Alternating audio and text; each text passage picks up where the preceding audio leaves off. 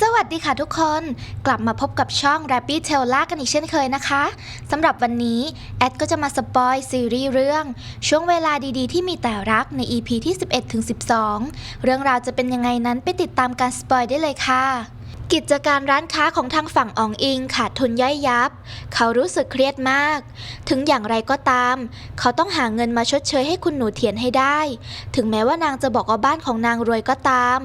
ในวันนี้ดึกมากแล้วแต่อยู่ๆก็มีผู้ชายกลุ่มหนึ่งเดินเข้ามาในร้านพวกเขาเป็นคนของหลิวหลีที่อาศัยอยู่ในตรอกหลงจริงคราวแรกคุณหนูเทียนไม่ยินยอมต้อนรับพวกเขาอองอิงกลับบอกว่าถึงแม้พวกเขาจะเป็นคนของหลิวหลีแต่พวกเขาก็อาศัยอยู่ในตรอกหลงจริงเราควรทำตามที่พูดไว้ว่าหากใครอาศัยอยู่ในตรอกหลงจริงแล้วจะได้กินฟรีวันนี้เป็นวันแรกเลยที่เขาได้เจอคนจากตรอกหลงจริง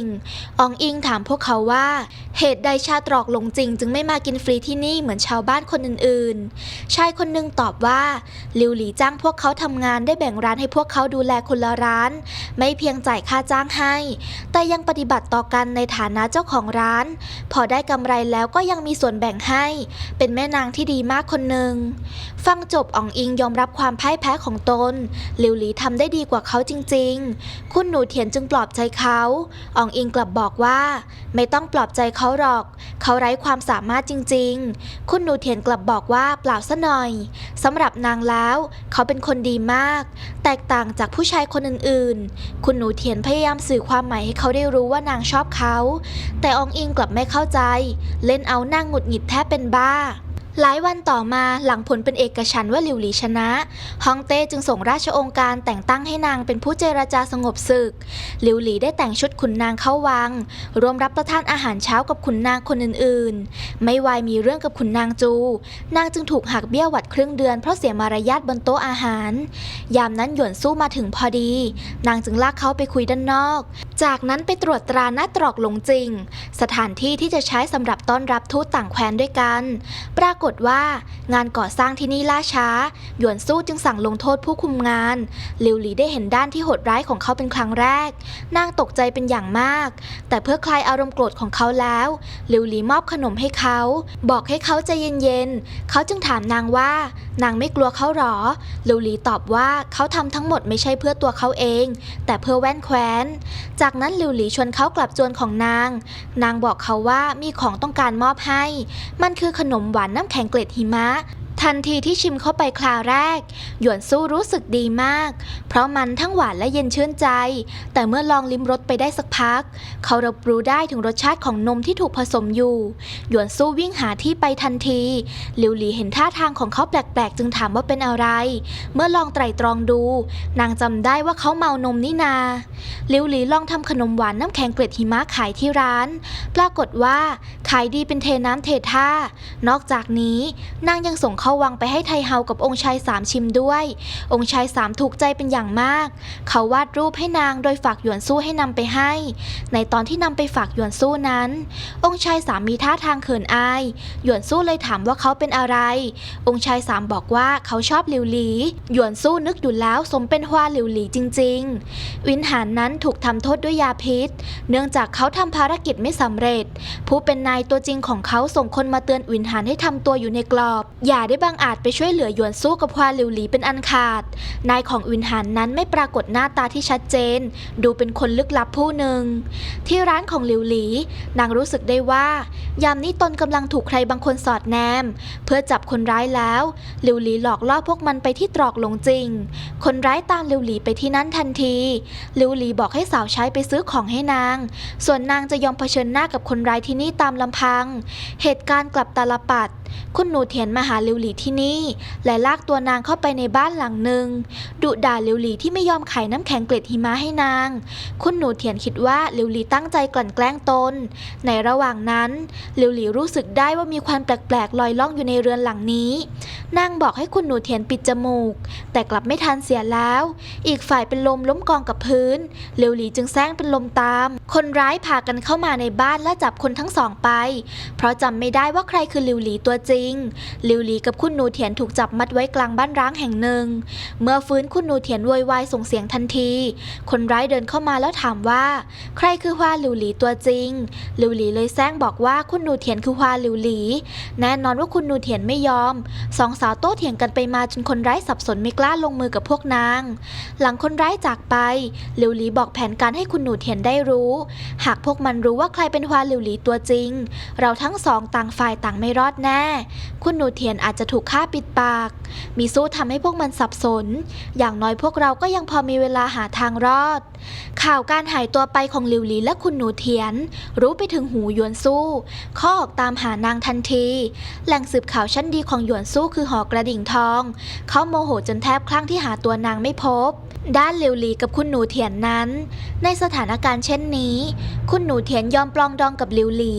ยิ่งเวลาผ่านไปนางก็ยิ่งรู้สึกกลัวมากถึงกับหลั่งน้ำตาจับมือหลิวหลีไว้แน่นในขณะที่ทางบ้านของนางนั้นบิดากับมารดายังไม่รู้เลยด้วยซ้ำว่านางถูกจับตัวไปทหารทั่วเมืองล้วนออกตามหาพวกนางคนร้ายต้องพาหลิวหลีและคุณหนูเถียนเลี่ยงเส้นทางออกจากเมืองจวบจนรุ่งสางหยวนสู้ได้ข่าวบางอย่างของหลิวหลีเขาเจอบ้านร้างที่สองสาวเคยถูกจับมาขังจากการวิเคราะห์แล้วพวกนางยังคงไม่ได้รับอันตรายใดๆอ๋องอิงเองก็ตามหาสองนางเช่นกันหยวนสู้จึงสั่งให้เขาตามรอยรถม้าของพวกโจรมุ่งลงใต้ไปหนานโจวส่วนหยวนสู้จะไปเส้นทางซานหลิงโจวเหตุที่ทำเช่นนี้เป็นเพราะไม่อยากให้อ๋องอิงไปเจอกับนักฆ่าขณะเดียวกันหลิวหลีกับคุณหนูเถียนอยู่บนรถม้าหลิวหลีกำลังพูดคุยอยู่กับโจรสาวผู้หนึ่งนางรู้ว่าโจรสาวผู้นี้ไม่ได้ตั้งใจอยากจับนางคงเพราะเหตุผลบางอย่างถึงต้องทำหลิวหลีแซงไอแล้วทิ้งผ้าเช็ดหน้าติดแยมผลไม้ออกนอกหน้าต่างรถม้านางหวังว่าหยวนสู้จะพบเจอมันเข้าเดินทางรอนแรมครึ่งวันก็ถึงจุดนัดพบคนร้ายสั่งให้หลิวหลีกับคุณหนูเถียนลงจากรถม้าหลิวหลีแอบใช้ก้อนหินมีคมตัดเชือกที่มัดมือตนเองออกโดยมีคุณหนูเถียนแอบบังสายตาโจรให้นางสองคนถูกพวกโจรพูดจาหมิ่นเกียรติและพวกมันยังคิดลวนลามพวกนางหลิวหลีรู้สึกทนไม่ไหวอีกต่อไปเมื่อเชือกขาดออกจากมือนางดึงดาบที่แอบซ่อนไว้ออกมาสังหารโจรชั่วทีละคนแทบหมดสิ้นนางลงมือได้เฉียบคมสมเป็นบุตรสาวสกุลฮวาแม่ทัพใหญ่มีเพียงโจร 2-3 คนเท่านั้นที่หนีไปได้คุณหนูเถียนเห็นหลิวหลีสังหารคนเช่นนี้นางรู้สึกกลัวเป็นอย่างมากนางใจร้ายกับหลิวหลีมาโดยตลอดหากหลิวหลีคิดฆ่านางเล่าแต่หลิวหลีหาได้ทำสิ่งนั้นไม่สายตาของนางเหลือบไปเห็นใครบางคนที่แอบมองดูเหตุการณ์นี้อยู่เขาคือองค์ชายรองแคว้นจินโพคู่กัดณชายแดนของหลิวหลีสองคนพูดจาอย่างเชิงกันไปมาดูก็รู้ว่าองค์ชายรองมีใจให้หลิวหลีไม่น้อยก็มากนางถามเขาว่ามาทำอะไรที่นี่หรือองค์ชายรองมาช่วยนางองค์ชายรองตอบว่าจริงแท้หากเขาคิดสังหารนางคงทำไปแล้วหลังพูดคุยเสร็จทั้งสองก็แยกจากกันหลิวหลีเดินไปหาคุณหนูเถียนสวมกอดคุณหนูเถียนโดยที่อีกฝ่ายไม่ทันตั้งตัวหลิวหลีแซงทำตัวอ่อนแอเหมือนว่าเรื่องเมื่อครู่ไม่เคยเกิดขึ้นคุณหนูเถียนแทบหลั่งน้ำตาเหตุใดนางต้องมาเจอคนเช่นฮวาหลิวหลีด้วยสองสาวพักอยู่ในป่ากันทั้งคืนเช้าวันต่อมามีรถม้าคันหนึ่งวิ่งผ่านมาคุณหนูเถียนวิ่งไปดักรถม้าคันนั้นบอกว่าตนคือคุณหนูใหญ่ต้องการติดรถเข้าเมืองแน่นอนว่าด้วยสภาพของนางในยามนี้คนผู้นั้นย่อมไม่เชื่อและไล่คุณหนูเถียนไปหลิวหลีรู้อยู่แล้วว่าต้องเป็นเช่นนี้นางจะให้คุณหนูเถียนได้เห็นเป็นบุญตาเสียหน่อยว่าควรทำเช่นไรในยามสถานการณ์แบบนี้เมื่อมีรถม้าผ่านมาอีกคันหลิวหลีแซงสุดตัวล้มลงต่อหน้ารถม้าคันนั้นร้องห่มร้องไห้บอกว่าตนกับพี่สาวถูกคนพาตัวมาและทิ้งไว้ที่นี่คุณหนูเถียนมองดูบทละครนี้ของหลิวหลีด้วยความรู้สึกบรรยายไม่ถูกสองสามีภรรยาเจ้าของรถม้ารู้สึกสงสารสองสาวเป็นอย่างมากจึงยอมให้พวกนางติดรถม้าเข้าเมืองไปด้วยซ้ำยังแบ่งของกินให้คุณหนูเถียนสำนึกในบุญคุณนางได้ถอดต่างหูที่มีราคาของนางแอบใส่ลงในห่อผ้าของสองสามีภรรยานั่นไม่นานก็เดินทางมาถึงซานหลิงโจวที่นั่นหยวนสู้กำลังดักรอพวกนางอยู่เขาอยู่ที่หน้าทางตรวจคนเข้าเมืองทันทีที่หลิวหลีเห็นเขานางตะโกนเรียกเขาเสียงก้องด้วยความดีใจวิ่งลงจากรถม้า ไปหาเขาหยวนสู้เองก็มาหาหลิวหลีเช่นกันเขาสวมกอดนางด้วยความรู้สึกห่วงหายินดีที่นางปลอดภัยกลับมาคุณหนูเถียนต้องใช้มือปิดตาตนเองไว้ไม่รู้ว่านางไปทำกรรมอันใดมาถึงต้องมาเห็นความลับมากมายของฮวาหลิวหลีหลังคุยกันจนหนำใจหยวนสู้พาสองสาวกลับบ้านก่อนหน้านี้หลิวหลียังได้โม้ให้หยวนสู้ฟังว่าต้องขอบคุณคุณหนูเถียนที่ช่วยนางไว้หากไม่ได้คุณหนูเถียนนางอาจไม่มีชีวิตรอดกลับมาได้คุณหนูเถียนต่อสู้กับสัตว์ร้ายและโจรป่าพานางกลับมาหยวนสู้มาส่งหลิวหลีที่จวนสกุลฮวาแต่เขากลับพาคุณหนูเถียนไปศาลต้าหลีขอให้นางช่วยสืบคดีในฐานะผู้กล้าหญิงคุณหนูเถียนแทบอยากร้องไห้ซ้ำหยวนสู้ยังให้คนออกไปเป่าประกาศว่าคุณหนูเถียนเป็นหญิงแกร่งกล้าหาญด้านคนที่สร้างเรื่องให้คุณหนูเถียนนั้นนางกลับนอนอยู่ในเรือนอย่างสบายอารมณ์เมื่อตื่นสาวใช้ได้มาแจ้งว่าหยวนสู้รอนางอยู่หลายชั่วโมงแล้วเขาไม่รู้จักหลับจักนอนเพราะเป็นห่วงหลิวหลีมากได้ฟังเช่นนั้นหลิวหลีออกไปเจอเขานั่งคุยกับเขาอยู่พักหนึ่งนางใช้พัดกำยานที่ถูกจุดให้ลอยไปหาเขาเมื่อสูดดมเข้าไปหยวนสู้รู้สึกผ่อนคลายจนเผลอหลับประกอบกับหลายวันมานี้เขาแทบไม่ได้นอนเลยหยวนสู้จึงหลับลึกขณะเดียวกันคุณหนูเถียนนั้นกว่านางจะถูกสอบสวนเสร็จก็พลบค่ำยามเดินออกมาจากศาลต้าหลีนางได้พบอ๋องอิงจึงดีใจมากแต่เขากลับเอาแต่ถามหาหลิวหลีจนนางน้อยใจคุณหนูเถียนบอกอ๋องอิงไปว่าเขาอยากไปหาใครก็ไปหาคนนั้นไม่ต้องมาพบหน้านางอ๋องอิงไม่เข้าใจว่าตนทำสิ่งใดผิดไปเขาไม่เข้าใจจิตใจสตรีแม้แต่น้อย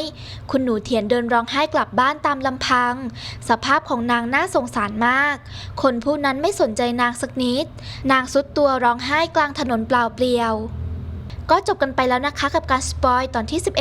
11-12 หากชอบคลิปนี้ก็อย่าลืมกดไลค์กด Subscribe และกดกระดิ่งแจ้งเตือนกันด้วยนะคะแล้วพบกันใหม่ในคลิปหน้า